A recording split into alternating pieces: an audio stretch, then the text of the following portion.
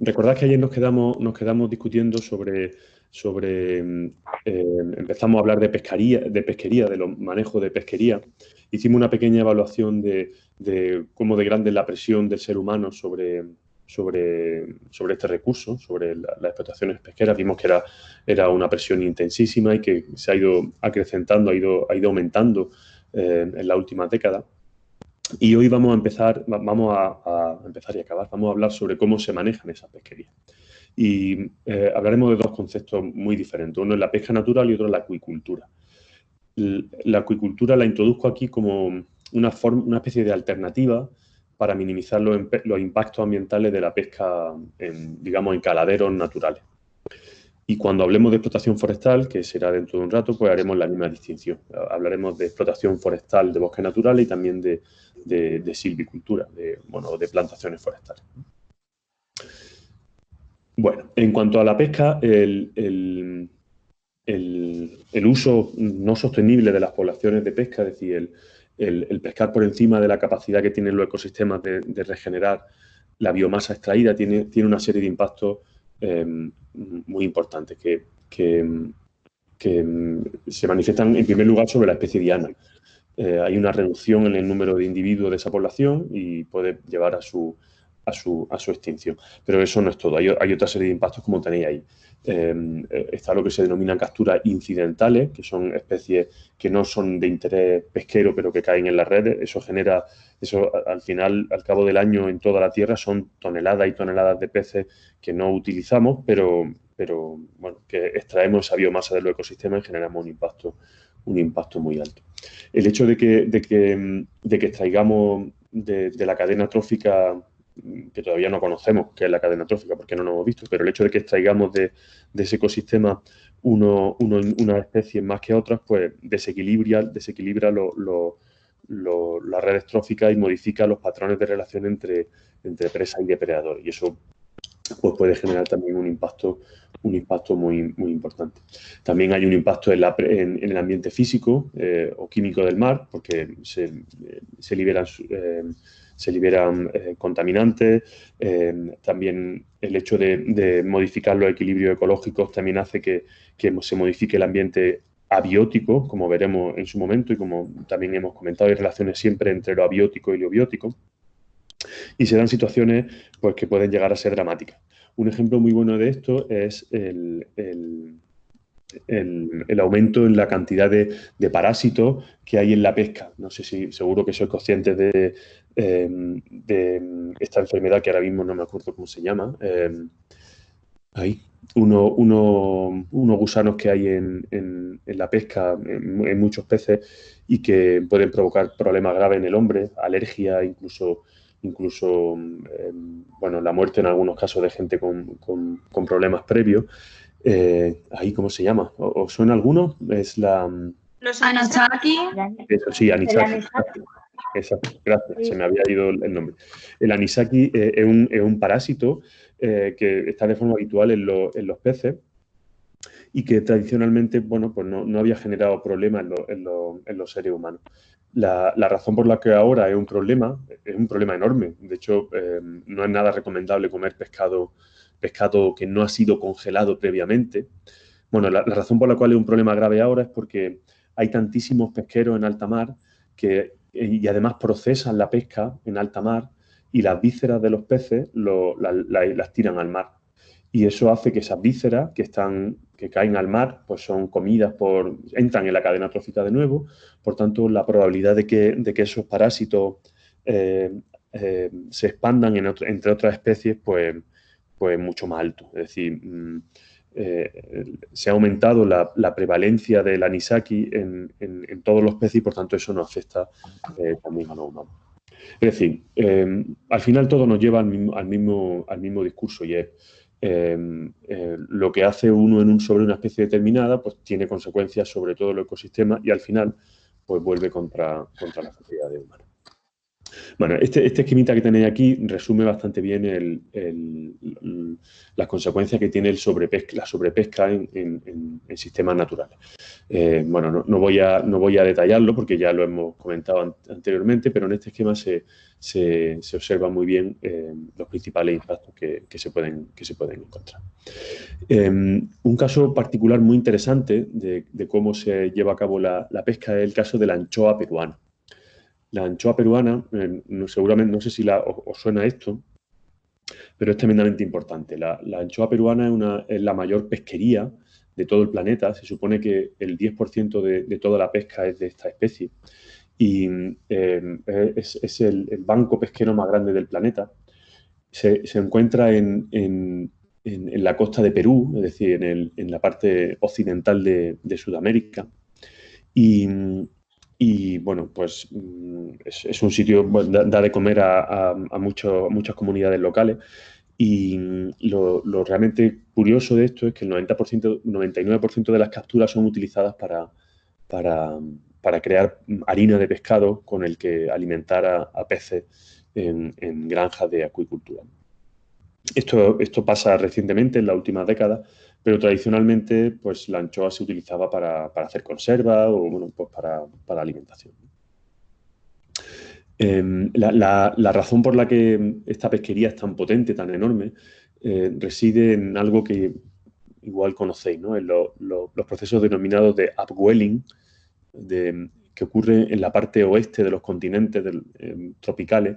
Hay un proceso de afloramiento de corrientes oceánicas que suben desde el fondo del mar cargadas de nutrientes y suben cuando chocan con el continente. Esto imagino que lo habéis visto en alguna asignatura, en climatología o algo así. Y eso hace que los caladeros de África Occidental y los caladeros de América Occidental, en las zonas tropicales, pues sean sitios terriblemente productivos desde un punto de vista biológico y por tanto sean sitios con unas pesquerías muy, muy grandes. Bueno, pues hablaremos un rato sobre el banco este de la anchoa peruana, porque es muy interesante desde el punto de vista de cómo se han aplicado los conocimientos ecológicos de extracción de biomasa de las poblaciones. Desde un punto de vista social, en la actualidad, esta pesquería está manejada por grandes multinacionales, algunas de ellas españolas, y la conexión con los habitantes locales, humanos, del territorio es relativamente escasa. Eso genera tensiones socioeconómicas importantes que no detallaremos mucho, no porque no sean importantes, sino porque, bueno, esta asignatura va de ecología. En la actualidad se considera, o consideran sobre todo el gobierno peruano, que es una pesquería sostenible. Es decir, han conseguido llegar a una situación en la que no está sobreexplotada y bueno, pues es relativamente sostenible. Aquí os pongo un enlace de alguien que dice lo contrario. Si pincháis aquí os saldrá un artículo en el que Oceana, que es la ONG, una ONG potente de los océanos, pues dice que no es cierto. O sea que todo esto es controvertido y desde nuestra posición, de nuestra situación aquí, es difícil identificar cuál es la verdad. Bueno, esto digamos son los antecedentes. Desde un punto de vista histórico de cómo ha funcionado esta pesquería, pues esta gráfica representa muy bien, en mi opinión, cómo ha ocurrido el proceso. Aquí tenemos en el eje X los años, desde el año 59 del siglo pasado a 2009 de este, y en el eje Y la cantidad de anchoa que llega a los puertos. Los landings son los desembarcos de anchoa. Y vemos varias fases en el proceso de manejo de esta pesquería. Primero, una fase que se denomina de crecimiento muy, muy intenso de las pesquerías y una fase insostenible que lleva a un colapso terrible. Como veis, en un año prácticamente las capturas caen a cero. Esto está provocado por lo que veíamos ayer, porque se pescaron por encima de las posibilidades de reclutamiento de la población y eso pues provocó un descenso muy brusco de las capturas. No es que se extinguiera la especie, lo que llega a cero no es la cantidad de individuos que hay en el mar, sino la cantidad de individuos que se desembarcan en los puertos, es decir, la cantidad de individuos que son pescados. Además, esta caída coincidió con un fenómeno del Niño. ¿Conocéis el Niño y la Niña? ¿No es algo de un temporal? Un huracán o algo así, ¿no? No. ¿No habéis dado meteorología? No, Sí, Es un fenómeno climático, ¿no? en meteorología lo dimos, pero... Que se repite cada X años, ¿no? Que cambia algo de eso, sí me acuerdo yo. En plan, que cambia la dinámica. No me acuerdo de qué exactamente. Pero era un fenómeno que se repetía cada X años o algo así. no era, es. Vamos. Bueno, es sí. Claro, es que cuando decimos era, en realidad lo que estamos queriendo decir es que no estamos seguros de lo que estamos diciendo. Y bueno, puede que no sepáis los detalles, pero sabéis que es un fenómeno meteorológico que tiene unas consecuencias climáticas a escala planetaria. El niño y la niña, podéis buscarlo en la página de Wikipedia, que lo explica mucho mejor de lo que lo voy a hacer yo, pero es un fenómeno que ocurre cada cierto tiempo con una periodicidad que no está clara, que va variando y que implica cambios en el patrón de altas presiones, en el patrón de presiones atmosféricas entre la costa occidental de América y la costa oriental de Asia. Y cuando hay un fenómeno del Niño, lo que ocurre es que la corriente esta que os comentaba antes, que sube agua llena de nutrientes desde el fondo del océano a la superficie, esa corriente se detiene o va mucho más lenta. Por tanto, hay menos cantidad de nutrientes, por tanto, los peces tienen menos alimento, por tanto, las poblaciones naturales pues baja su abundancia pues porque se ven afectadas por este fenómeno. Eso tiene consecuencias también en la temporada de tifones de Asia, incluso se ha comprobado que tiene consecuencias en el régimen de precipitaciones de la Amazonía, porque, bueno, que en el fondo está todo relacionado. Ya abundaremos más sobre este tipo de fenómenos y su relación con la ecología cuando llegue el momento. Bueno, esa fase de colapso, esa fase de uso insostenible, a esa fase le siguió una fase de colapso en la que pues hubo procesos de picos poblacionales hacia arriba y luego hacia abajo, y ocurrió otro niño en los años 80 del siglo pasado, con lo cual otro colapso, y a partir de ahí pues la población volvió a crecer y volvió a caer otra vez, hasta que se llegó a una situación que se denomina sostenible. En la fase anterior, la que se llama segundo crecimiento, pues hubo una moratoria. Pues directamente no se permitía pescar la anchoa en ese caladero. Y durante la fase sostenible, esta que le denominan fase sostenible, ha habido momentos de fenómenos del Niño en los que la población ha caído de manera natural, pero luego se ha recuperado relativamente bien. Bueno, esta gráfica que vemos aquí representa muy bien, es un ejemplo muy buenísimo de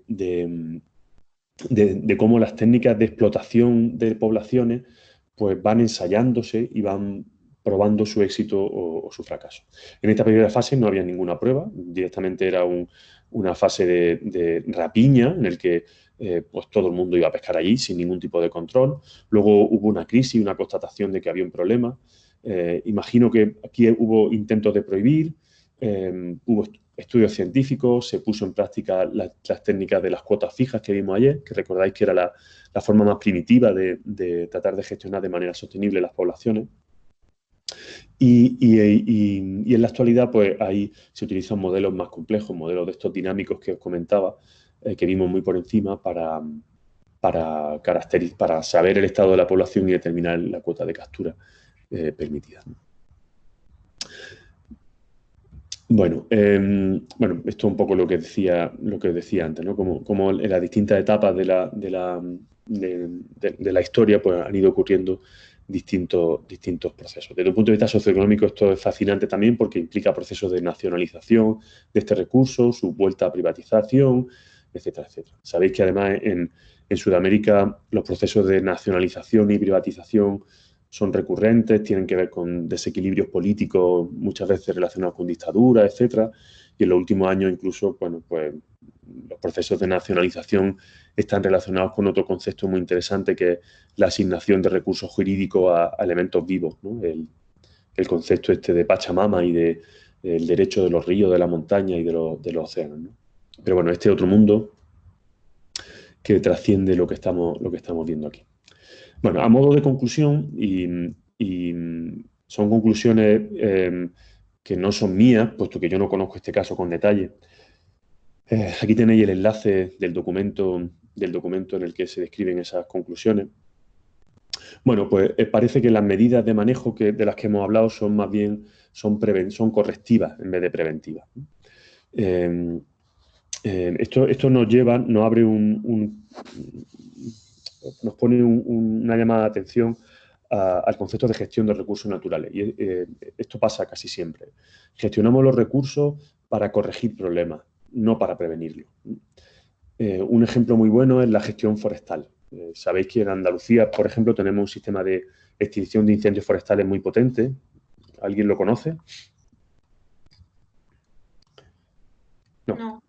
¿Conocéis el Infoca? El Infoca es el dispositivo de extinción de incendios forestales. Se nos da muy bien apagar fuego, pero se nos da peor prevenirlo. Pues la gestión ambiental, en general en el mundo, es una gestión pasiva, una gestión correctiva, en lugar de preventiva o activa. Y en este caso de las pesquerías de la anchoa peruana, pues pasa igual. Otra conclusión importante es que después de 50 años, los gestores han sido incapaces de hacer que los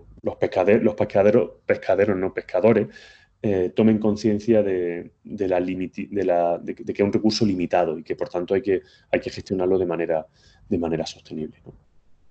En definitiva, hay una presión tanto internacional como local para seguir explotando al máximo ese recurso. Y esto pues lo estamos diciendo para la pesca, pero se puede aplicar a casi cualquier recurso natural del planeta. Y una llamada de alerta es que en la actualidad la infraestructura pesquera que hay es tan grande como la que había antes de que colapsara la pesquería en la década de los 70, lo cual pues, es preocupante, ¿no? Bueno, por ahora son solo malas noticias, ¿verdad? Da un poco de... Esta historia que yo he contado hoy la habré oído un montón de veces, ¿verdad? Imagino. Y a mí siempre me da curiosidad qué piensan veinteañeros que tienen el futuro por delante cuando oí estas cosas. ¿Algún pensamiento, alguna emoción que salga a relucir cuando...? A ver, yo supongo que si ya se sabe las medidas que se han tomado en ese caso específico, se sabe las que funcionan y las que no, suponiendo que en un futuro se va a encontrar quizá otra explotación, las medidas podrían ser, se pueden tomar a modo de prevención, ¿no? O sea, tú sabes que si haces X extracción te va a llevar a casi la extinción de la especie, probablemente si entra una segunda explotación, en esa segunda tengas mucho más cuidado con la extracción porque antes va a medir mejor lo que puedes extraer y lo que no, ¿no? Lo que dices tiene toda la lógica del mundo, pero la experiencia nos dice que eso no es así, que por desgracia no aprendemos. Así que ese aprendizaje que tú estás diciendo no ocurre a escala de sociedad. A escala social, pues eso no ocurre o tarda mucho en ocurrir, ¿no? Es decir, el reto al que nos enfrentamos no es solo científico, es un reto social. Y eso es muy complejo de abordar. Bueno, Laura, ¿quería decir algo? No, estaba solo escuchando. Le Vale. doy la razón a Fran. Claro. Bueno, hay opciones alternativas y las traigo aquí porque bueno, me interesa que os queden claros estos conceptos. El caso de la pesquería de la anchoa es un ejemplo buenísimo de cómo se intenta gestionar la extracción de biomasa de un sistema poniendo el foco en la especie, ¿no? En este caso, la anchoa peruana. La ciencia pone el foco ahí y se obtienen unos resultados. Hemos integrado en los últimos años y trascendido ese concepto de gestión basado en especies y surge un concepto nuevo que es el Ecosystem-Based Fisheries Management, que este salto de la especie al ecosistema, como digo, yo lo repetiré muchas veces y soy muy pesado con eso, es el mismo salto que vamos a dar nosotros aprendiendo ecología, el mismo salto que está dando la humanidad para mejorar su relación con el sistema Tierra, ¿no? Y bueno, voy a deciros, vamos a ver algunas palabras, algunas cosas concretas, algunas ideas sobre esta filosofía. Aquí en este esquema me encanta porque resume muy bien la idea. Partimos de una práctica actual, en la gestión convencional, que está basado en el manejo de una única especie. Se evalúa una única actividad humana, como en la pesca, se evalúan el impacto económico sobre sectores específicos, se toman datos sobre la especie solamente para un propósito, que es mejorar la extracción, la capacidad de extracción de individuos de esa especie. Y esto, pues, es una visión miope, es incompleta. Sin embargo, el objetivo de la gestión basada en ecosistemas es que manejamos distintas especies, los humanos son parte integral del ecosistema. Esto en los años 60 del siglo pasado era una filosofía muy hippie, ahora pues es una constatación científica incuestionable. Y se aborda lo que se denomina gestión adaptativa, que espero que en algún momento de la asignatura podamos dedicarle algo más de tiempo. Y bueno, se hacen medidas no solo de esa especie, sino de distintos elementos de ese ecosistema de una manera estandarizada, compartida, etc. Y este esquema de abajo resume mejor aún la filosofía de este ecosystem-based management. Tenemos distintos niveles, desde abajo a arriba, de abajo el más simple a arriba, el más complejo. Tenemos la siguiente columna donde se muestra el tipo de advertencia, el tipo de conocimiento científico que se requiere, y luego en la tercera columna el marco de gestión, que digamos los documentos que son necesarios para implementar este tipo de manejo. En el caso del manejo de especies sencillas, digo, solamente de una especie, pues solamente necesitamos datos de esa especie, o solamente se tomaban datos de esa especie. Eso nos lleva a la generación de un producto que se denomina el plan de gestión pesquera. Hay un siguiente nivel de complejidad en el cual se tienen en cuenta no solo las poblaciones de peces, sino también el clima, el hábitat y la presencia de depredadores. Y así vamos complicando un poco la película hasta que llegamos a esta filosofía nueva, que es la gestión basada en ecosistemas, en lo que se tienen en cuenta pues, las pesquerías, pero también otro tipo de elementos como los desarrollos urbanísticos, la energía, el turismo, etcétera, etcétera. Y eso nos lleva a la generación de planes de ordenación del océano a escala regional. Insisto en que este razonamiento es súper lógico, nadie creo que esté en desacuerdo con eso. Sin embargo, nos ha llevado décadas, nos está llevando décadas y de aquí a aquí. El problema es si llegaremos a tiempo, es decir, si conseguiremos implementar esta forma de manejo de los recursos naturales antes de que haya un colapso civilizatorio. Bueno, hay varios ejemplos de este tipo de manejo de pesquería. No voy a poner detalle en ellos. Aquí tenéis varios ejemplos en esta página web. Si tenéis ganas y tiempo, pues podéis echarle un vistazo. Y otra opción, otra alternativa que no vamos joder, ya son las 5 de la tarde, no puede ser. Bueno, es que hemos empezado a las 4:30. Vale, ya estaba yo asustando. Bien. Otra cuestión importante son las certificaciones de pesquería. ¿Os suena este término, el de Una pregunta. Dime. Aquí también está la campaña esta que hacían de pesqueñines, ¿no? En plan, los peces pequeños que no lo pesquen. ¿Esto también se engloba a este...? Eso estaría, es un buen comentario, eso estaría en la base muy preliminar todavía de especies sencillas, un poquito más evolucionado de lo que vimos ayer, porque si os fijáis ayer... Porque hubo un tiempo en que solo echaban ese anuncio o ponían eso en las pescaderías y que se ha visto bastante durante un tiempo. Sí. Entonces, Claro, eso ya lo damos por hecho, o sea, ya a nadie se le ocurre pescar peces pequeños, ¿no? Pero claro, eso antes era, la novedad de eso venía porque en las técnicas que vimos de cuotas fijas y demás, se asumía que todos los individuos de la población eran iguales, del mismo tamaño. Entonces daba igual capturar peces grandes que peces chicos, porque tú lo que hacías era extraer no sé cuántas toneladas de tal especie. Y daba igual si fueran jóvenes o inmaduros o lo que fuera, ¿no? Entonces, digamos que eso de no pescar pezqueñines está un poco entre este punto, entre este paso y este, ¿no? En esa transición, ¿no? Sí, es un buen ejemplo ese, Laura. Gracias. Bueno, estábamos hablando de la certificación de pesquería. ¿Os suena este concepto de alguna forma? ¿No os suena? Es para la gestión y de la pesquería, ¿no? Para saber si está bien gestionada, si es sostenible, vaya. Sí, pero esa es otra Laura. ¿Quién eres? ¿Laura? Ah, soy Ana, perdón. Ah, Ana, vale. Ana. Hola, Ana. Es que veía a Laura activa, pero no Perdón. sonaba su voz. Vale, vale. Venga, bien. Bien. Sí, en que la certificación consiste en que hay un proceso, lo vamos a ver ahora en la gestión forestal. Hay un proceso por el cual alguien, casi siempre una ONG, pone una etiqueta de calidad a un producto. Una etiqueta de calidad, en este caso, de calidad ambiental. Entonces, la pesquería certificada, pues se supone que cumplen unos criterios determinados de sostenibilidad. Aquí tenéis el enlace de la organización internacional que se encarga de hacer ese proceso, pero no vamos a detallarlo mucho porque la certificación forestal de la que hablaremos luego es mucho más potente.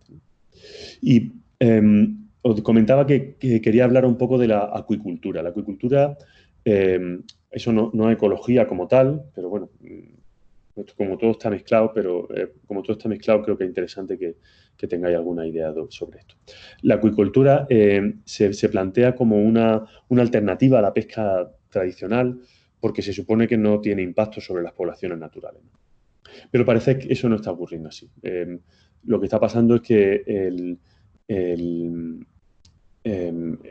aumento en la acuicultura no está aliviando la presión a las pesquerías y por diversas razones. Aquí os pongo una. Una de ellas es que buena parte de los peces que pescamos, que cultivamos, se usa para alimentar.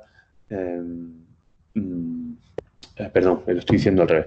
El alimento de los peces que cultivamos viene en buena medida de otros peces que pescamos. Y eso pues genera un impacto sobre las pesquerías naturales de gran importancia. De hecho, no tiene sentido porque se pescan depredadores y se desequilibra la cadena trófica para dar de comer a otros peces. Eso no tiene mucho sentido. Y además eso genera distorsiones importantes que pueden coadyuvar a generar crisis sanitarias, como os acordáis la enfermedad de las vacas locas, por ejemplo. Vosotros erais muy jóvenes, pero eso fue un problema provocado porque a alguien se le ocurrió la brillante idea de darle de comer a una vaca harina de pescado. Y claro, pues pues eso generó problemas sanitarios y al final eso afecta a los seres humanos. Otra razón por la cual la acuicultura genera impacto es porque en algunas ocasiones los cultivos de peces tienen que hacerse con individuos que han sido extraídos del medio, con juveniles del medio de la naturaleza, ¿no? Entonces, cuando extraemos esos peces jóvenes de las poblaciones naturales, estamos generando un impacto terrible sobre las poblaciones naturales, porque no es lo mismo extraer adultos que extraer juveniles, ¿no? Recordad la curva esa en forma de ADN que vimos ayer, que decíamos que es más grave extraer de la parte de la curva de la izquierda que extraer de la parte de la curva de la derecha, ¿no? Pues cuando ocurre esto, se están extrayendo individuos de la parte izquierda de la curva. Y luego una cuestión humana, y es que cuando aumentamos los peces depredadores, el cultivo de peces depredadores, pues aumenta la oferta y eso hace que queramos comer más peces, más atún, más salmón, etcétera, etcétera, y eso aumenta el impacto sobre las pesquerías naturales. En fin, si todo tiene su impacto, ¿no? Las alternativas son diversas, aquí traigo solamente dos. Una de ellas es reducir el cultivo de peces depredadores, sino tiene más sentido cultivar peces que sean herbívoros, también son más fáciles de alimentar. Y, nos dicen que tendría sentido aumentar el cultivo de moluscos filtradores que generan menos impacto y son más nutritivos. Esto sería el equivalente a eso que se oye muchas veces de comer insectos para reducir el consumo el impacto de la ganadería sobre el medio ambiente. Como veremos en su momento, producir 1 kilo de depredador requiere mucha más energía que producir 1 kilo de herbívoro, ¿no? Uy, perdón. Número desconocido. Perdón, me llaman por teléfono. Lo siento, no lo silencia. Vale. Alguien habla, pero no le oigo. Laura. Hola, Laura. Sí, que de eso hay varios vídeos. Vi hace poco uno donde contaban eso, que cuesta más hacer 1 kilo de carne que 1 kilo de trigo o algo de eso. Sí, eso lo veremos en su momento. Es una cuestión de energía básica, ¿no? De cómo la energía se va transfiriendo entre los distintos escalones de la cadena trófica. Bueno, lo veremos eso con más detalle cuando ya sepamos de ecosistemas. Pero ahora lo que nos queda claro es que el concepto de población ya se nos queda pequeño. Hemos crecido y se nos queda pequeño. Necesitamos cambiar de paradigma, ¿no? Digo en esta clase, ¿vale? Bien, otro conjunto de ejemplos que quería traer aquí tiene que ver con la explotación forestal. Si estamos hablando el objetivo del tema es la explotación y uso de poblaciones, pues también tenemos que hablar de plantas. Y hablar de planta o de extracción de productos vegetales, lo más importante desde un punto de vista cuantitativo es la explotación forestal, que además, como sabéis, pues también genera una serie de problemas ambientales importantes. Aquí os traigo algunas cifras. Bueno, las cifras son casi tan dramáticas como en el caso de las pesquerías. Ha habido una pérdida de 300 millones de hectáreas en los últimos 15 años aproximadamente, y eso pues genera una serie de impactos graves. Aquí de esto se puede hablar muchísimo. Aquí hay países como, por ejemplo, Brasil, que en los últimos años recortó considerablemente su tasa de deforestación, pero que ahora con el nuevo gobierno, que no sabría muy bien cómo describir sin juzgar ni faltar el respeto a nadie, pues considera que no es necesario frenar la deforestación de la Amazonía. Bueno, son solamente unas cuantas cifras para que veáis la magnitud del problema. La extracción de madera de bosques naturales pues sigue estrategias parecidas a las que hemos visto para las pesquerías, y los fundamentos ecológicos son los mismos. La diferencia es que las plantas no se mueven y que son más fáciles de replantar, ¿no? Esa es la diferencia fundamental, pero las técnicas son lo mismo. No voy a profundizar mucho en esto, porque para esto hay una disciplina y una carrera, una titulación, que es la silvicultura y el grado de gestión forestal y de monte. Pero bueno, creo que es interesante que tengáis algunos conceptos en mente. Y os quiero hablar solamente de 3 estrategias de manejo que siguen un gradiente parecido al que hemos visto con las estrategias de manejo de las pesquerías. En orden de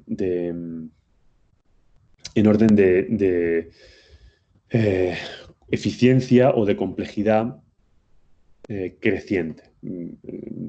Tendríamos la extracción de bajo consumo y la extracción en coordinación con la explotación forestal. Y en realidad la extracción certificada se puede aplicar a estas dos, ¿vale? En realidad son 2 estrategias y una legislación. La extracción de bajo impacto es algo que de fácil de entender que suena casi ridículo. Al igual que cuando... Perdonadme un segundo que voy a toser. Pero, al igual que cuando decíamos que en la pesca, al poner el foco en una especie determinada, se generaba impacto sobre otras especies porque hacíamos capturas incidentales, ¿recordáis? Pues en este caso pasa algo parecido. Cuando tú en una selva tropical quieres extraer árboles de una especie determinada, porque son árboles nobles y de cultura de madera noble y valioso, pues cuando corta ese árbol, pues impacta a otros árboles, ¿no? Otros árboles caen y pueden también morir, ¿no? Y eso pues genera un impacto ambiental sobre el ecosistema que es grande. Sin embargo, si se hace esto con cuidado, es decir, si se hace una deforestación de bajo impacto, lo que en inglés llaman Reduced Impact Logging, pues la situación es mucho más razonable y más sostenible. Aquí solamente con una foto se ve que la cantidad de claros que deja la extracción convencional, pues frente a del impacto reducido, pues es significativa. Esto solamente consiste, o sea, esta transición de este modelo a consiste únicamente en tomar conciencia de que existen los ecosistemas y de que si tú quieres traer un árbol determinado está muy bien, pero no por ello tienes que destruir el resto del sistema y poner en juego, poner en jaque la propia perpetuación de ese recurso. Insisto en que este tipo de ideas a nosotros nos resultan muy razonables, pero como por desgracia tenemos, pues sabemos, no todo el mundo ni todos los gobiernos tienen plena conciencia de esta situación. Otro ejemplo que me parece muy interesante es lo que se denomina extracción en coordinación con explotación agraria. Aquí. Lo que se denomina el agroforestry, o en el caso español, la agrosilvicultura en español. Y se basa simplemente en combinar los usos forestales y agrícolas y bueno, pues crear un sistema híbrido en el que se mantiene un dosel arbóreo potente y en el que hay cultivos de herbáceas o cultivos de árboles que ocupan el sotobosque, hay ganadería, etcétera, etcétera.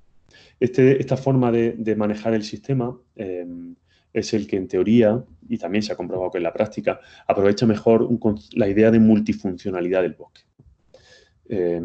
Ya no se trata solo de extraer madera, sino de extraer un poquito de madera, unos frutos, generar ganadería, producir miel, producir otra serie de servicios. Y este concepto hablaremos de él un poquito más adelante, que es el concepto de servicio ecosistémico.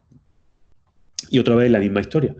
Pasar de la explotación maderera tradicional a este modo de explotación, pues requiere asumir que no solo existen las poblaciones ecológicas, sino que existen las comunidades, los ecosistemas, etcétera, ¿vale?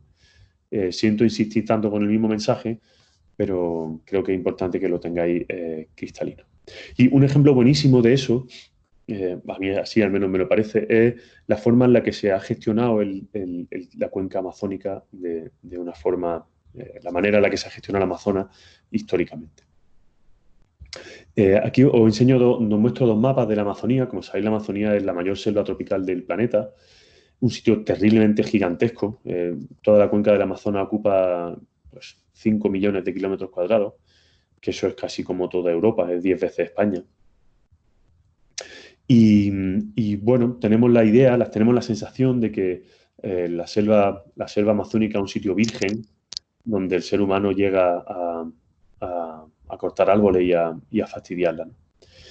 Pues esa idea pues la hemos tenido hasta hace no mucho, hasta hace igual 10 o 15 años.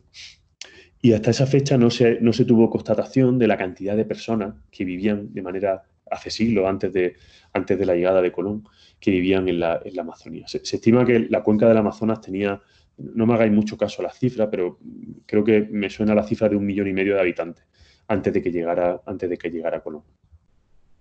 Y se han hecho estudios arqueológicos que demuestran que muchas especies, como por ejemplo la nuez de Brasil, pues era cultivada por toda la cuenca del Amazonas. Y se han identificado por estudios de fósiles y de estudios arqueológicos distintas regiones donde hay centros de diversidad de cultivos de distinto tipo, cultivos tropicales que los indígenas pues cultivaban. Y aquí, en este segundo mapa, se muestra los sitios arqueológicos. Como veis, son los puntos estos negros y hay muchísimos distribuidos por los principales ríos del Amazonas y en otros territorios. Y hay un ejemplo buenísimo de esto, que es lo que tenéis aquí manchado con color amarillo.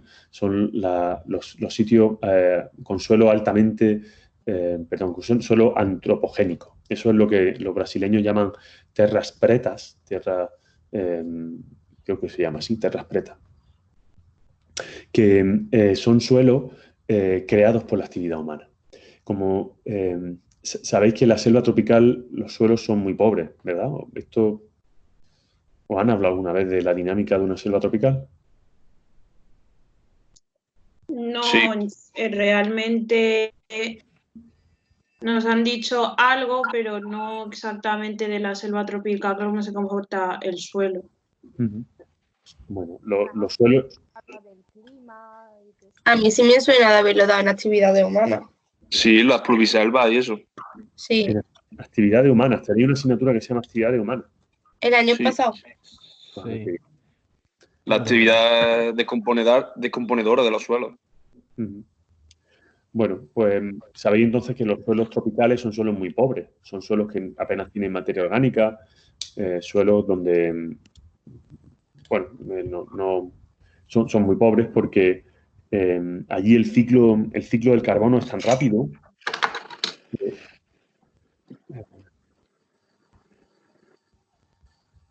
El ciclo del carbono es tan rápido en este tipo de ecosistemas que no da tiempo a que la materia se descomponga y se incorpore al suelo, sino que en cuanto las hojas caen al suelo, pues los hongos las degradan, otros organismos, en fin, hay una capa de hojarasca muy grande, pero el suelo es muy pobre.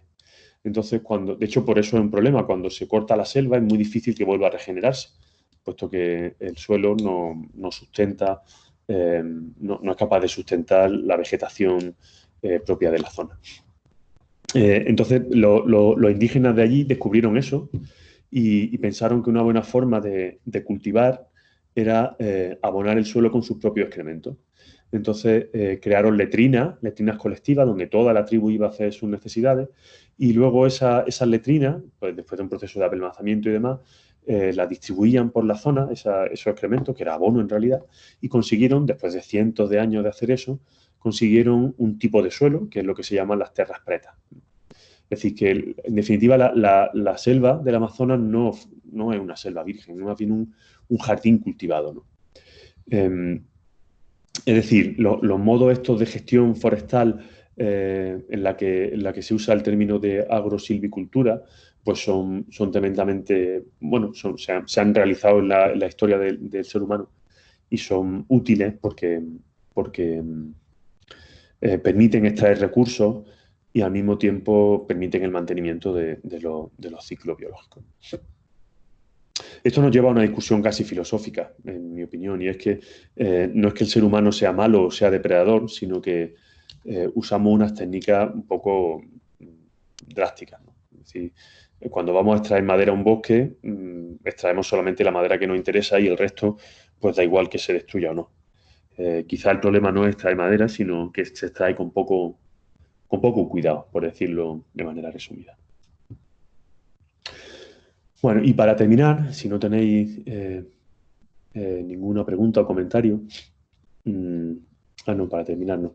Quería hablaros de lo que hemos insinuado antes un poquito en las pesquerías, es lo que se llama la extracción certificada, que en el caso del bosque se llama Forest, en inglés es Forest Stewardship Council.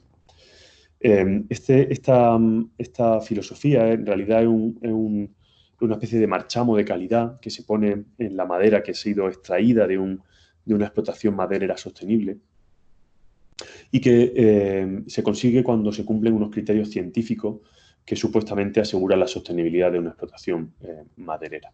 Esos criterios científicos se basan en el fundamento de la extracción de biomasa de las poblaciones que vimos ayer, ¿vale? En mantener siempre la tasa de extracción en un punto en el que lo que se extrae para minimizar la competencia intraespecífica, ¿vale? Y no se extrae en el momento en el que la población está creciendo. Hay multitud de ONG que participan en la construcción de este tipo de sellos. El más famoso es este que os digo, el FSC, pero hay otro.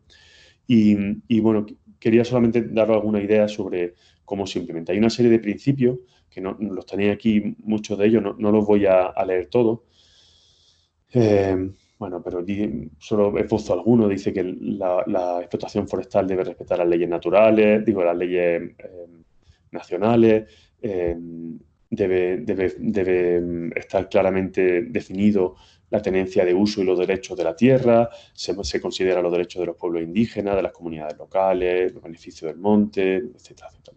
Hay planes de gestión forestal, hay mecanismos de seguimiento y evaluación, se establecen montes que tienen gran valor de conservación y en ellos no se explota o se explota menos, etcétera, etcétera. Es decir, hay una serie de criterios, de normativas que debe de cumplir una explotación maderera para ser considerada como merecedora ese impacto, de esa certificación FSC. Al parecer, el impacto de este tipo de explotaciones, bueno, pues es positivo. En el año 2018 había unos 200 millones de hectáreas certificados en todo el planeta, que eso es una superficie apreciable. Aquí aparecen los países en función de la cantidad de hectáreas que tienen certificadas. No quiere decir que toda Canadá esté certificada, ni que todo Estados Unidos, sino que a todo el país se le ha puesto ese color porque tiene 10 millones de hectáreas o más. Y como veis, bueno, pues es una idea que está teniendo cierto éxito por todo el planeta. Esto sería el equivalente a cuando vimos lo de la gestión de especies amenazadas y vimos a la UICN, los criterios de amenaza de la UICN, pues esto sería un instrumento legal para cuya construcción ha sido necesaria utilizar la ciencia ecológica, ¿vale? Bueno, al parte del impacto que tiene, digamos, desde el punto de vista de la superficie, tiene sentido plantearnos si realmente es un medio efectivo para asegurar la sostenibilidad de las explotaciones madereras. Y aquí os paso dos documentos que dicen cosas parecidas, pero diferentes. Al parecer, la FSC, esta certificación forestal, tiene importantes beneficios ambientales porque reduce el impacto sobre los bosques. Al principio parece que tiene un impacto negativo sobre los beneficios económicos porque claramente es más rentable económicamente llegar a un bosque, arrasarlo y largarse con la madera. Eso es incuestionable. Pero al parecer a largo plazo o medio largo plazo, pues este tipo de explotaciones son rentables. Y sobre todo tiene mucho interés porque mejora el bienestar de las comunidades locales. Sí, ya no es solo una empresa extranjera que viene a extraer madera, sino que bueno, están implicados los actores locales y eso pues tiene su aquel. Y otro informe, en este caso de FSC, de la propia organización, distingue entre impactos sociales e impactos ambientales. Al parecer, según ellos, estos son ellos mismos los que dicen que la certificación reduce la degradación del bosque, así como la pérdida de biodiversidad. Y esto es una idea muy potente, estas explotaciones son más eficaces que los espacios protegidos, que se denominan espacios protegidos de papel. ¿Habéis oído esta idea, este concepto en alguna ocasión? No. ¿No suena esto? Tenéis una asignatura de espacio protegido, ¿verdad? Creo que en cuarto, optativa o algo así, ¿no? Hay una asignatura en cuarto que es conservación de la naturaleza, que es paisajismo. Ah, vale, es verdad. Y en tercero, gestión de ecosistemas. Que además la da el mismo profe. Sí. Bien. Madre mía, os que tenéis mucho por delante, jóvenes. Vale, pero no pasa nada, sois jóvenes y estáis en segundo. Os quedan muchos años para aprender cosas. De los espacios protegidos hablaremos un poquito, no mucho, porque es que si no me da tiempo. Pero solo lanzo la idea. Un espacio protegido es un sitio donde hay unas limitaciones de uso determinadas, donde se impide que ciertos usos se lleven a cabo, ¿no? Y el concepto de espacio protegido de papel es un espacio protegido que está protegido solamente en el papel. Es decir, no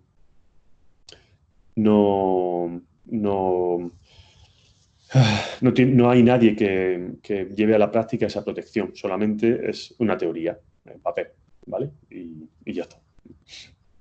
Entonces dice, lo que viene a decirnos esta gente es que las explotaciones certificadas son más útiles para conservar la naturaleza que los espacios protegidos en los que no se protege nada, en los que no hay nadie que vele por la protección de ese espacio.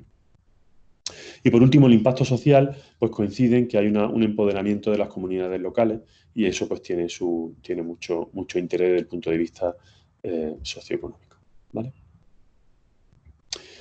Y por último, igual que hemos hablado de acuicultura, os voy a decir dos palabras sobre las explotaciones madereras industriales, que son, digamos, pues sería como el equivalente de la acuicultura. En el fondo, las explotaciones madereras forestales son como la agricultura, es una plantación de árboles. Igual que el que planta lechuga, pues planta árboles. Y bueno, aquí tenemos el ciclo de una plantación. Pues el señor que los planta, luego van creciendo los árboles, mientras crecen, pues pueden desarrollarse distintos tipos de uso del suelo y, bueno, al final llega un bosque maduro que lo talas, te lleva la madera y vuelve a plantar, ¿no?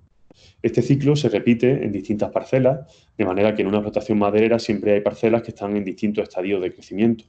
Aquí acaban de plantarlo, a lo mejor aquí están a punto de talarlo. Eso asegura una sostenibilidad a largo plazo. Pero como veis, estos bosques son mucho más simples, son menos resilientes, son masas monoespecíficas densas y coetáneas, en fin, no tienen el funcionamiento de un ecosistema, igual que un campo de rábano no funciona como un bosque de encina, claramente. Bueno, las ventajas de las explotaciones forestales son que aportan un 50% de la producción de madera, ¿no? Y eso es importante, ¿no? Se estima que en unos años esa aportación será del 50%, del 80%. Lo que esperamos es que esos bosques artificiales no se hayan implantado en bosques naturales, o sea, no se hayan tenido que talar para plantar bosques naturales, para plantar bosques artificiales. Eso sería un problema. También muchas de estas plantaciones tienen el objetivo de proteger el suelo. Eso pasó con las plantaciones forestales de España. Recordad lo que vimos en las prácticas sobre los pinares de repoblación. Y al parecer alivian la presión sobre los bosques naturales. Como punto negativo, pues son sitios con menos biodiversidad, consumen mucha agua. Se ha comprobado que fomentan los incendios forestales catastróficos porque al ser una cantidad de biomasa muy homogénea, pues es más fácil que arda todo, ¿no? Y pasa algo parecido como con los peces, ¿no? Inundan el mercado de madera barata y compite con los bosques naturales que están bien gestionados. En definitiva, como veis, en la gestión pesquera y en la gestión maderera se dan situaciones parecidas, tanto del tipo de ciencia que se aplica para llevarla a la práctica, como pues la problemática socioeconómica que tiene una sociedad.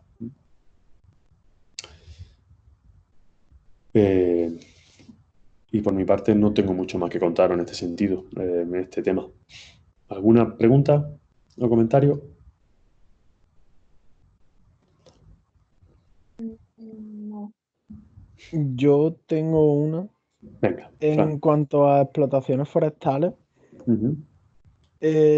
o sea, el problema de que son poco diversos en cuanto a especies, ¿no? Creo que se refiere a eso. Sí.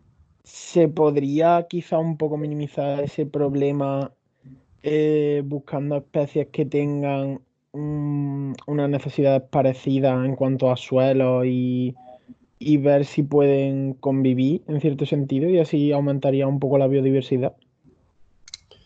Claro. Porque al implantar más especies de no solo árboles, sino también matorrales y vegetación baja, quizá también estarías promoviendo que aumentara la biodiversidad de la fauna, ¿no? Del sitio. Claro, totalmente. Eso va en la línea con lo que estábamos diciendo de la multifuncionalidad del bosque. En el momento en el que no solo, o sea, en el que tiene un espacio en el que no solo se genera madera, sino que se generan otras cosas como miel, pasto, etcétera, pues estás promoviendo que haya mayor biodiversidad. Totalmente. Sin ninguna duda, eso es así. El tema es cómo hacer eso. Eso ya no es tanto un problema ecológico, sino sociológico, ¿no? Porque, bueno, nos resulta más fácil plantar miles de hectáreas de pino que poner de acuerdo a mucha gente para que se planten pino, encina, romero y haya ganado y pues eso.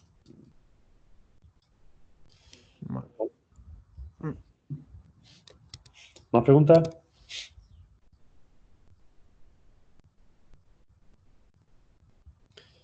Bueno, no tenéis más preguntas. Vale. Vale, pues